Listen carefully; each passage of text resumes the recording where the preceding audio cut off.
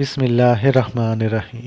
السلام علیکم دوستو، آپ کے لیے عبقری میگزین سے موتی چن چن کے لاتا ہوں، تو مہربانی کر کے اس کو لائک اور شیئر ضرور کیا کریں، شکریہ۔ محترم حضرت حکیم صاحب، السلام علیکم۔ جن بچوں کی آنکھ سے پانی آتا ہو، ان کے لیے بہت ہی نایاب نسخہ ہے، جسے ایک ولی اللہ نے میری امی کو بتایا تھا۔ نسخہ یہ ہے: 10 گرام املی کے پتے، 10 گرام امرود کے پتے، 10 گرام نیم کے پتے پیس کر عرق نکالیں۔ اس عرق میں روئی کی بتی بنا کر بھگو کر سکھا لیں۔ جب اچھی طرح سوکھ جائے تو سرسوں کے تیل میں اس کا کاجل بنا لیں۔